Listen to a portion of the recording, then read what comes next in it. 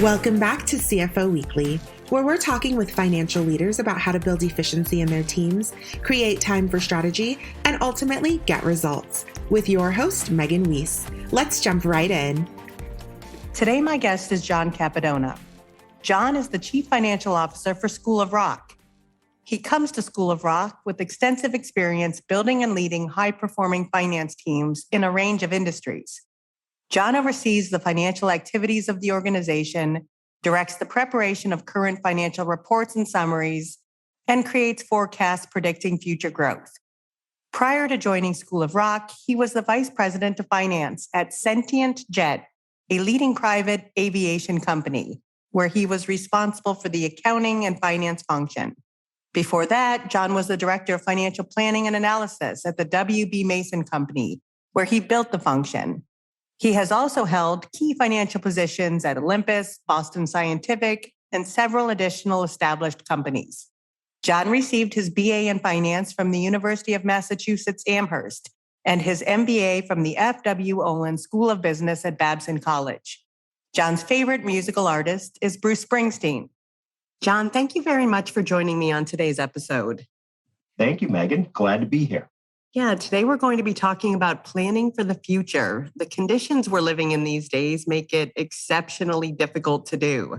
But with the right team and tools, it can still be done well. And it's obviously a critical component of success. So, John, I'm looking forward to your advice. But first, let's learn a bit about you. Okay, sounds good. Okay, let's start with your career journey and how it is that you got to your current position. Sure. So I started off, I came up through the FP&A side of things. Started off as a, financial analyst for a number of years, worked my way up through that in a few different companies, was in, hardware, software, computers, I guess you'd say. Then moved over to medical device, was actually over in, consumer product distribution, and then ultimately found my way over to School of Rock. So, again, really coming up through the FP&A side until my last role, which I was at a company called Sentient Jet, which is private aviation. Where I took over both accounting and FP&A, and then ultimately to here. So it was a long journey, but I got here, and how I ended up in my current role was former CFO of mine that worked at W.B. Mason, where I was for 5 years. Had a colleague that was, looking to be or was taking over School of Rock as the CEO, was moving the company to the Boston area and was looking for, somebody that he could recommend that he thought would be a good fit. He gave my name, we hit it off, and the rest is history. That was 4 years ago. And so here I am. Yeah. So was your undergrad in finance or accounting? It was. Okay. It was finance. So, the funny thing is I had started off wanting to be accounting, liked accounting, until I got to managerial accounting. And so then boring. I didn't like it, which is funny because I actually do managerial accounting. I mean, that's pretty much been my life is management reporting. And it was so much more than that. But when you got into, direct labor, cost, overhead, and all that stuff, I'm like, I can't. I'm not sure how they managed to make it so boring in those books. Yeah. Can't you just tell me what the standard cost is and I'll just move from there? That was, but again, the funny thing is while I was at Boston Scientific, I was in their FP&A group for their operations team, which again was all managerial. It was all cost accounting, everything. I mean, I worked with people that were creating standards for, manufacturing products, and I loved it. I'm actually sitting there going, oh my God. So anyways, just, lesson for you kids out there, stick with the accounting and get your CPA. So, yeah. Funny how things work out. That's right. So as you look back on your career, are there any particular stories that stand out in your mind as turning points? Yeah. So, again, where we talk about being a CFO. So for me, I never really thought I could be a CFO. For the reasoning be because I didn't have the accounting, I didn't have the CPA, Yeah. I didn't have the credentials.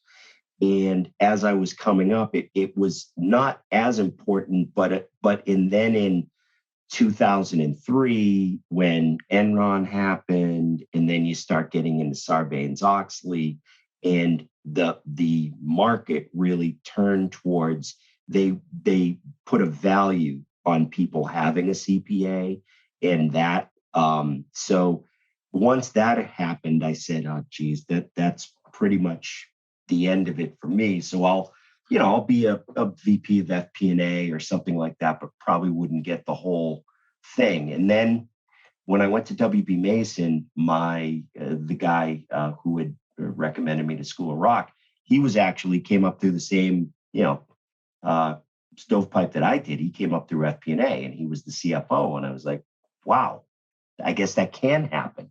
And so it was at that point that I, sort of realized, I know enough about accounting. I'm not an accountant, but I know enough about accounting to, between right and wrong and what needs to be done and anything that I don't know. Fortunately, we have audit partners that we can, rely on. So at that point, it was more about understanding that you need to surround yourself with people that can do the functional disciplines. Yeah. And really the CFO is more about being strategic and being the business partner, and that as less it's the debits and credits are definitely part of it, but it's not the whole job. It's actually the stuff that I was doing before is the more valuable piece. Not to say that the rest of the debits and credits isn't valuable, but at the CFO level, they're not looking to you to make sure you're doing the journal entries correctly, and that they're looking to you to be more than that. So that was sort of the revelation to me. Yeah, it seems more and more common these days that people are getting to the CFO role through a non-traditional path. Yeah. Again, and it's not to diminish the skill set of the accounting side. Again, it is the foundation of the company in terms of reporting, and everything we do from finance side starts with the accounting, and it has to be done right, obviously. But there is more to it, being a financial person and being a CFO, than just doing the accounting. So and again, that's how, my whole career was business partnering. My whole career was being embedded in a business unit, getting to understand how they operated, being the person that would advise, but also, help, forecast, scenario plan, and see, how we might be able to grow the business. And that's, those skills are, definitely transferable as you go up the ladder, so to speak. Yep. So let's talk a bit about your current organization, School of Rock, and what it is that they do. So School of Rock is a performance-based music education business. We are worldwide. So we currently have 301 locations. We opened up our 300th last year. And so we operate primarily in the US. However, we also have operations in Brazil, Chile, Peru, Colombia, the Philippines, Mexico, Canada, Australia, Spain, Taiwan. I think I got all the markets. I left someone out. I apologize. We're going to be opening up in Portugal and Ireland this year. Wow. So, it's and what we do, our whole experience is, learning music through songs. So it's our whole approach is a song first. So we're, performance-based music education, which is, if you think about it, I had young girls and they took dance lessons. And when you would enroll them, they would practice and then they would have a recital at the end. This is the same thing. It's you get in, you learn, that you take classes. So our product is offering a class. So you get a lesson one time a week, and then you are put into a band and you have a rehearsal one time a week. So with working towards being in an end of season show and getting up on stage. So it's great for kids, not only that want, and I say kids, it's of all ages. We have adults as well as young folks, toddlers, that stuff. But the whole premise of it is learning through song to get up on stage. And it not only, teaches you music, but it teaches you life lessons too, in terms of, how to work with a team, how to overcome, fear of being on stage, et cetera, the whole, gambit of things. And, we really learned this, much during the pandemic, when there wasn't a whole heck of a lot for folks to do. And this was really a lifeline to many of our students to have this out there. So that's who we are. We have almost 50,000 students worldwide. So, and we are a franchise business, but we do corporately own 45 schools, but the rest are franchised. And is it voice and instruments? Oh, yeah. So if you think about it, it's really, a rock band. So the instruments are guitar, bass, keyboards, drums, and then vocals. Those are the primary components. We have a patented method. So we actually filed for a patent and received a patent from the USPTO around the School of Rock method that, integrates in songs with parts. So be it guitar, bass, vocal, whatever, and links those to shows based on a student's ability. We have a method app that we use. So again, for students to be able to follow along, it actually, when you play at home, you can practice and the app will tell you, how you're doing. Are you playing the parts right? Where do you have to improve? Things like that. So these are all investments that we've made over the last couple of years to really bolster the product. Yeah, I think I caught a show not too long ago. Well, it was probably a few years ago now, though. It was a local sports bar, but I do remember it was like the culmination of their learning, and they were all up on stage, and it was awesome. Like they were killing it. Oh, Megan, it's amazing. One of the things, again, I'm not a musician. I always say this. A lot of people say this. They say, geez, I wish this was around when I was a kid. And I do too. When I was a kid, I wanted to play the drums, and they handed me a snare drum, one drum. And then they handed me a book and they said, all right, go practice. And practicing meant hitting the drum with notes. Now, my parents were very happy because it meant that there was not a set in the house, smashing around. I, of course, was not. And so, when you see these kids and you look at them and you're like, oh my God, they just the ability that these kids have, and then the confidence that they have, it's amazing. And then, you talk about it. So if you, so what you see up on stage is we've got a season ending show that everybody participates in, but then within each location, they have what they call as a house band. So if you think about it, and I'll use a sports analogy. So the house band is considered sort of the all-star group of a particular location. So you have to try out for house band, and then they will go out and play gigs, probably once or twice a month throughout the season. And then this is the culmination of the School of Rock experience, is School of Rock All-Stars. And the School of Rock All-Stars are the best of the best from all of our locations worldwide.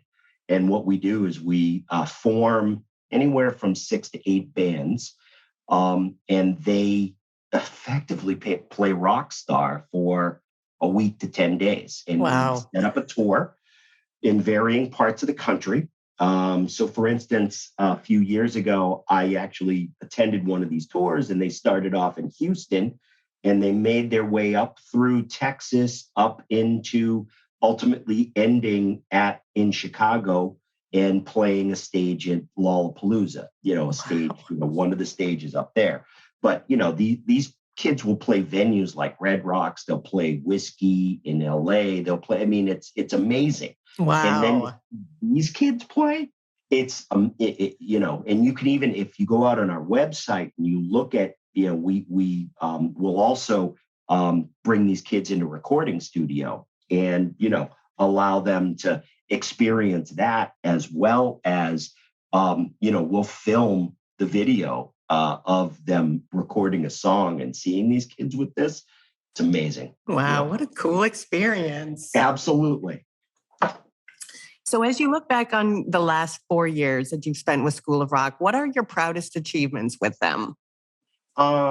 So, for me, I'll answer this in 2 parts, because I think there's proudest achievements as a company, and then there's proudest achievements for me personally. So as a company, I'm really proud of the fact that we've been able to grow like we have. So 4 years ago, I came in, we were just at 200 schools, and we were probably at about 25,000 students. So now, 4 years later, after a pandemic, we are at the 300 schools, and we're at almost 50,000 students. And just in terms of, really spreading our mission, and being that lifeline and that safe space for so many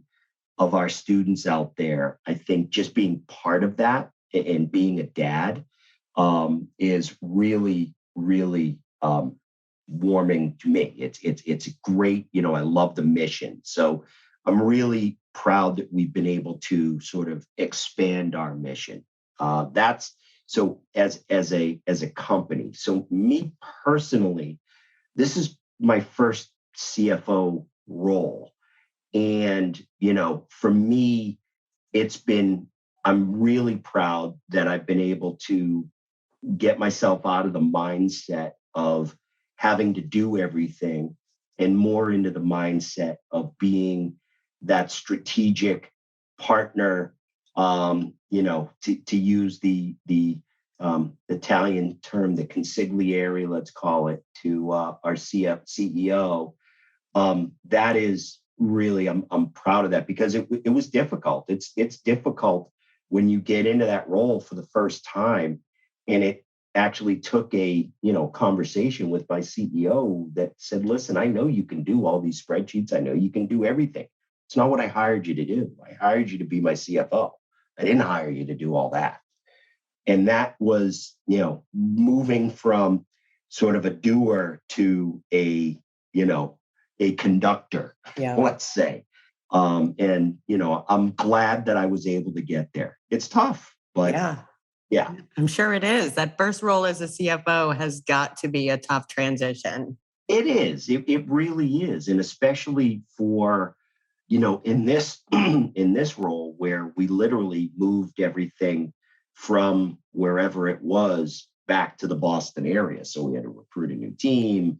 We had to, learn systems. We had to understand processes. We had to, put in our new processes. So there was a lot of stuff to do, but very, very, very rewarding. So back when the pandemic first began, any business, School of Rock felt the impact. But with insights from modeling from your FP&A team, you guys managed to roll out a virtual program in just 12 days. So talk to me about what went into making that happen. Yeah. So I would love to take the credit that our modeling drove that, but it was a fairly easy equation to look at. Again, Megan, as I talked about before, our whole premise, everything that we did was all about being in person. It's in person. You got to get in the school. That's how you're going to get exposed to the product. That's how you're going to feel the vibe and all of that. And then, literally as the world started melting down, we knew that we would be in trouble. I mean, I say this all the time, but by rights, Megan, you and I shouldn't be talking, and I shouldn't be the CFO of School of Rock. We should have been out of business. That must have been terrifying. It was. So it went from, and I'll never forget this. So it went from, in February of 2020, when we started seeing, the data coming in, the management team, got together and said, okay, how are we going to address this, to a cursory conversation that I had with the CEO, literally the end of February, probably first couple days of March, saying, hey, what do you think? Should we be looking at remote? And we're like, yeah, it's probably a good idea. And then our IT team pretty much took the ball and ran with it. I mean, those are the guys that are the heroes in this.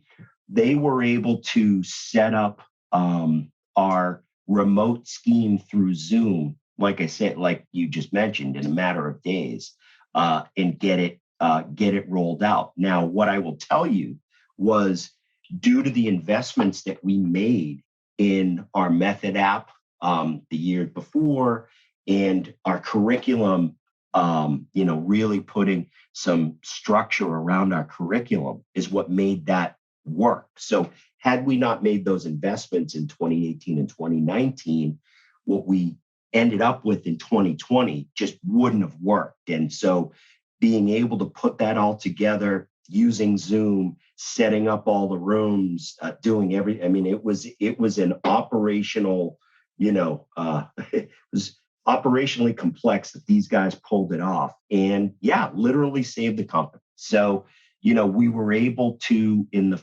season, again, remember at that time, we didn't know. So all of our schools went remote for about 2 months, let's say April and May. And then slowly in June, people started to open up a little bit. But, this is something that actually will be part of our world going forward. So School of Rock Online, which is what we now call it, is now part of our product offering. Again, our product is still in person. However, what it's done is it's allowed us to maintain students that, may not want to give the full performance program. They're going away for the summer. Really, where this, helped us was the summertime. Usually you lose a bunch of students at that point. And then we were able to keep those kids and stop enrollment from decreasing too much. So it's amazing with your back up against the wall, what you're able to come up with so quickly. So yeah, definitely. So I'm sure that must have also opened up some markets that were previously closed, like people that were too far away to find a school or. No. Yeah, Megan, that's exactly right. I mean, we have found that some people from remote areas were able to, join in and take lessons. I'll give you a prime example. So where this is sort of worked out is even on the adult side. So if you think about an adult program where you've got to be, it's the same program, lesson once a week, and then performance, or even taking lessons, but then you have people that travel. This now, my CEO, Rob Price, is a perfect example of this. He takes his guitar lessons from an instructor in Glen Ellen, Illinois, and he lives in Nashville. So it's like, yeah. So it's just so it, yeah. So you're able to open it up, and I wouldn't say that we get a lot, but what happens is it certainly casts a wider net for us, and then that helps us with our franchise development. Because if we, see if there's markets in there, if we've got people that we are customers that we are that are in the program, that are in a market, obviously, when we open up there through a franchise, we give those people to the franchisee. So talk to me a little bit about scenario planning and what successful scenario planning and forecasting, what that process looks like. Well, I will tell you that it never manifested itself more than it did in 2020. We were scenario planning. My director of FP&A was proud. We literally planned every month. It was, we used to collect sales data once a week. We would, look at that. We were. I wouldn't say we were crude, but we certainly were not as well oiled as we are now. And then once the pandemic hit, we began, daily sales was immediate, because we needed to see, what enrollment was looking like, what, revenue, et cetera. And then we were doing forecasts monthly, and then really monitoring how we were performing. Now, when we first did our scenario planning, when the pandemic hit, we ran 3 scenarios. You have a good, a likely, and a worst case. And I think that was very important for us to understand what let's call it the guide rails that we had to play within, that we knew, varying things. If this happened, then this will likely happen. Fortunately, we were able to stay. Actually, we came in more along the lines of our best scenario than we did our disaster scenario. But it was very important for us to keep modeling that, because this was driving decision making completely.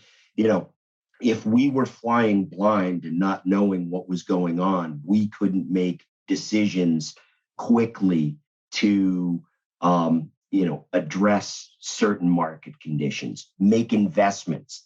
That was the other thing. So towards the as everybody did, we shut off investments. We just preserve cash.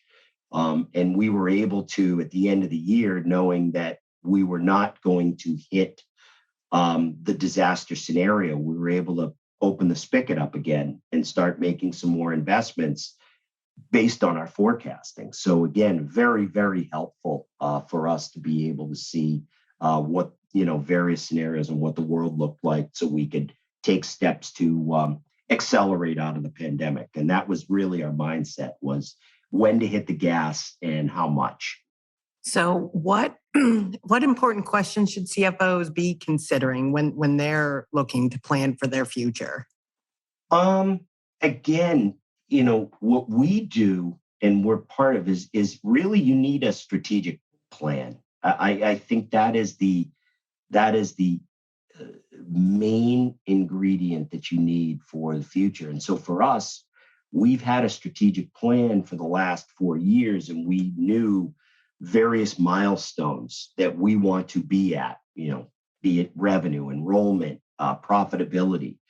And so when we do that, obviously, when you look far out into the future, you come up with a number, or you come up with a scenario that you want to be at. But in many, many cases, if you look at the existing business, you need other things to be able to fill in some of the gaps in order to get there. So I think that's the most important question that we need to be asking as CFOs, that says, okay, if we believe that we want to be this size of a company in 2025, whatever, and based on our run rate, we're not going to get there. What are we going to do to fill that? What can we do? Should we be looking at acquisition? Should we be looking at, other investments that might, yield some return, things like that? I think those are the important questions that we as CFOs need to be standing, at the front of the ship looking out, because if that's the target, our job is to help the company get there and, and guide the operation in order to fulfill our objectives. And with so much these days that's up in the air, how do you prepare for what you don't know? Well, it's we say that all the time, and I think, and you and I were talking about this before we came on, was sort of the pandemic fatigue and for us, I hate to sound, I guess, callous or whatever, but we look at it now and say, listen, this is, what can happen is awful, but it can't be any worse than what we just went through. And we were able to survive that. So that gives us the confidence that we're going to be able to survive going forward. But really, the biggest thing that we look at is indecision. We have to make a decision quickly. We use the data. We make an informed decision based on the best data that we have at the time. If situation changes, and I say this all the time to everybody, the one thing I'll tell you with our scenario planning, with our budget, with our forecast is it's wrong. It's by definition, it's wrong. Yeah. It is what we thought the world was going to be like at a particular time when we did it. As soon as we hit save, assumptions change. So we need to adjust. You need to be able to adjust based on how those assumptions are going to change. And then if you start something and it's not working out, then just fail quick and move on. And that's one of the things that we really strive to do at School of Rock is we'll try things. And if it doesn't work out, we'll pivot. And, again, it's you have to balance that. You don't want to be knee jerk and start, stop and all of that. But, the one thing that's nice is because we are a franchise and corporate owned school business, we can use our corporate schools as a test lab. Yeah. So we're able to test out certain ideas within our corporate schools. And then if we see that they work, we can roll them out to the greater system or community without causing much pain to the rest of the world. So I think that's how we look at it.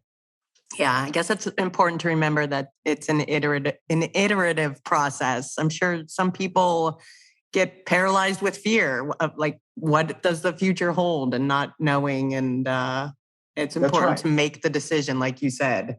That's right. That's right. So we can stop spending, Megan. I mean, again, if God forbid the world, went back to what it was, which I really don't think. Oh God.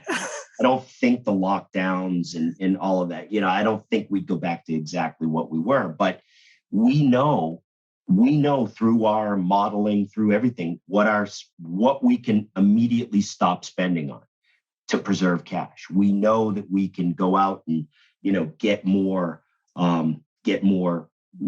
debt if we need to, et cetera. So those are the things that you just need to have a playbook of. These are various levers you can pull based on varying scenarios. And you mentioned this a bit ago, putting some technologies into place that helped you get through 2020. But what are the tools and technologies that you're using right now that are helping to make things better or your life easier? So from let's talk the financial side, the finance side. Our GL is NetSuite. So we've used NetSuite. We've been a NetSuite user for almost, about 10 years, even longer than that. Wow. And I will say that, a system like that, doing what we did not necessarily even in the pandemic, but even before that, where when I started, we had 20 corporate-owned schools and we went to 40 within 2018.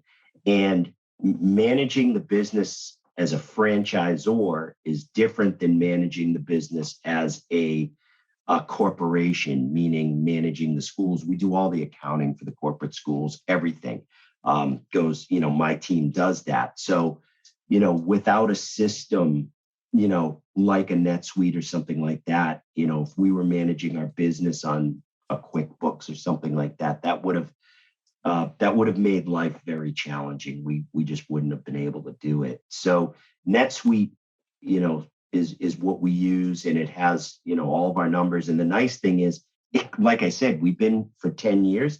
We've got data that goes back to, 2011. It's amazing. Not that our company's much different from back then, but we could use that. So, and then, we use Adaptive or I guess it's Workday Adaptive now for reporting to give out the financial results to our management team and our GMs. And then, so really between those two, and then Concur, we'll use that for expense management and approvals and that. So those are really the primary tools that we use to make our lives easier, as you say. And we touched on this a bit, but with the CFO transitioning to become the right-hand man or the right hand of the CEO, what advice would you give to CFOs out there who are looking to help their companies drive strategic value to grow revenue and improve margin? Again, and I think I heard one of your prior guests say this, Megan, but it's understanding the business itself and really understanding the KPIs that move the business. What are the things that are important? What are the things that are not as important? And doing that. So for us, we are primarily, it's a variable cost business. So, so for us, we know that if we drive top line, that's going to have benefit, that's going to have the best benefit on the bottom line. So, and we know which, we can move that through pricing or we can move that through more students, combination of both. So for CFOs, I think they need to understand what makes their business tick and what makes their business move. Because if they don't, then they could be advising or chasing after the wrong things that aren't going to, yield the result that they're looking for. Again, resources are precious, especially right now for us and many companies out there. We don't have a lot of time. We don't have a lot of people with time. We don't have, and capital is always precious, but, both human and actual money. So if we're going to deploy our human capital, we want to deploy them on the projects that are going to be meaningful and move the dial for the business. And if you don't know what those are, you're going to waste time, you're going to waste money, and you're going to burn people out. Yeah, so important within finance and accounting that you spend time getting closer to operations at some point in your career. Yeah, and Megan, that was one of the things, again, for me, I actually like that part of the job is I don't want to be the person that sits in the corner that just, comes up with, hey, you're spending too much here, or we're not doing this here. If you don't know why the business does what it does and how it does what it does, then you're doing yourself and your company a disservice.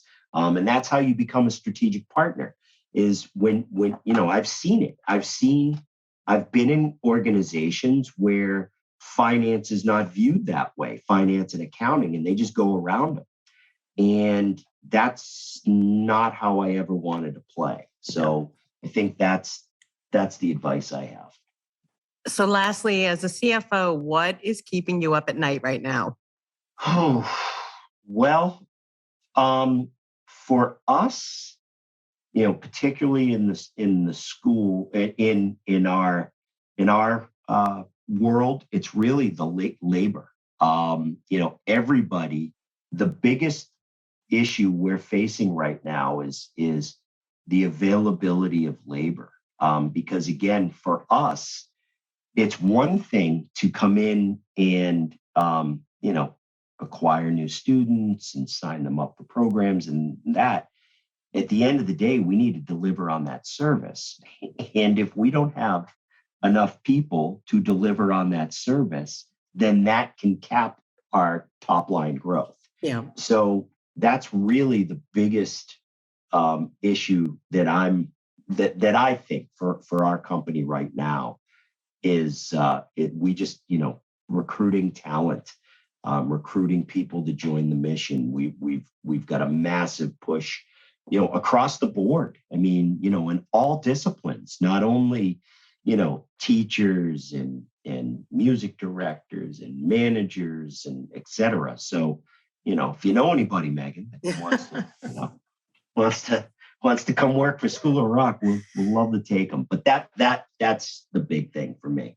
Yeah, I can't imagine you're alone there. I think many corporations across the country right now are struggling with where to find talent. I mean, you look at restaurants and they're operating at like a fraction of their capacity because there's just nobody working.